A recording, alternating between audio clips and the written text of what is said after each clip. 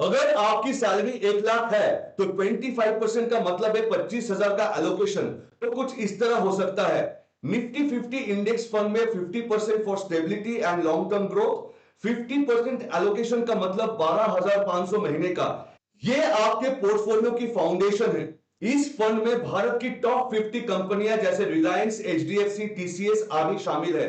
यह सबसे safe equity investment माना जाता है। इस फंड का गोल यह है कि लॉन्ग टर्म में एक स्टेबल 12 to 13% का रिटर्न दे।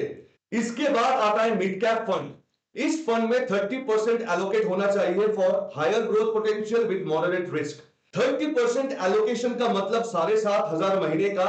यह आपके पोर्टफोलियो का ग्रोथ इंजन है, क्योंकि मिड कैप फंड्स उन कंपनियों में पैसा लगाता है जो कल की दिग्गज बनने वाली है। इसमें रिस्क थोड़ा ज्यादा होता है, लेकिन रिटर्न इंडेक्स फंड से बेहतर होती है, करीब करीब 15% तक मिल सकता है। इसका गोल यह है कि कॉर्पस की रफ्तार को बढ़ाना। और आखिर में आता है इमरजेंसी या लिक्विड फंड, जिसमें 20% एलोकेट होना चाहिए। 20% का एलोकेशन यानी 5,000 पर मंथ, यह आपकी सुरक्षा कवच है, क्योंकि लाइफ अनप्रेडिक्टेबल है। अगर मेडिकल इमरजेंसी या जॉब लॉस होता है तो आपको अपनी एसआईपी नहीं तोड़नी पड़ेगी। लेकिन इस पैसे को कहां रखे? इसे लिक्विड म्यूचुअल फंड्स या एक अलग सेविंग्स अकाउंट में रखे, जहां से आप 24 घंटे में पैसा निकाल सके।